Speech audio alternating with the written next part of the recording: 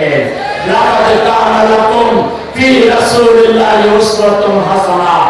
আল্লাহর রাসূল যদি নিকৃষ্ট একটা জাতিকে কোরআন দিয়ে, তার জীবন চরিত্র দিয়ে সংশোধন করতে পারেন, তাহলে যে দেশের 90 ভাগের উপরে মানুষ মুসলমান, যে দেশের মানুষ ফজরের আযান শুনে ঘুম থেকে উঠে চা নাস্তা খেয়ে তারা হাল চাষ করতে যায়, তারা ব্যবসা বাণিজ্য করতে যায়, আবার এশার আযান শুনে নামাজ পড়ে তারা ঘুমাতে যায়, যে দেশের মানুষ আল্লাহকে বিশ্বাস করে আল্লাহর বিরুদ্ধে কেউ কটূক্তি করলে গোটা জাতি চলে উঠে, যে জাতি রাসূলকে নেতা মানে, যে বাংলাদেশের রাজধানীকে বলা হয় মসজিদের শহর, মসজিদের নগরী, সেই বাংলাদেশকে গঠন করার জন্য আমাদের 20 দফা, 30 দফা,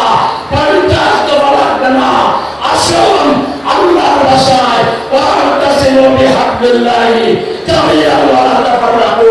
18 কোটি মানুষ কোরআনের ভিত্তিতে, ইসলামের ভিত্তিতে আমরা ঐক্যবদ্ধ হই। বাংলাদেশের সমস্যা সমাধানে মাত্র 5 বছর লাগবে।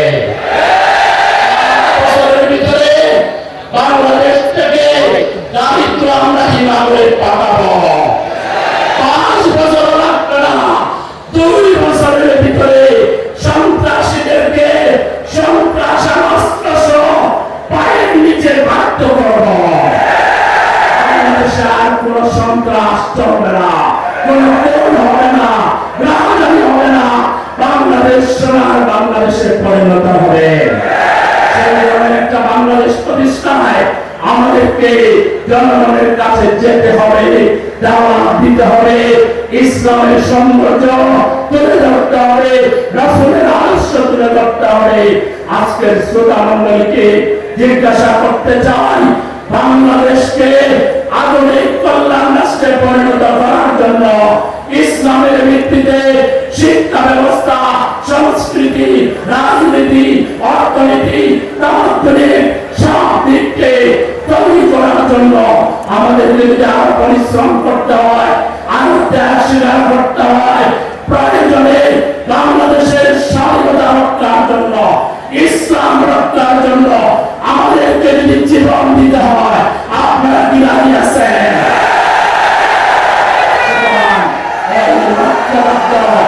ইসলাম জনতাকে রক্ষা পারে এমন শক্তি বাংলাদেশে আমাদের বিজয় এসেছে।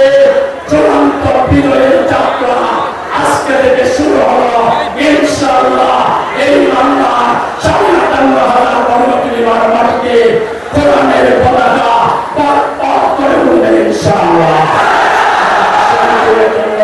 ধৈর্য ধারণ করবো, মিলেমিশে চলবো, বাংলা জনগণকে আমরা ভালোবাসবো, তাদের কল্যাণের কাজ করবো।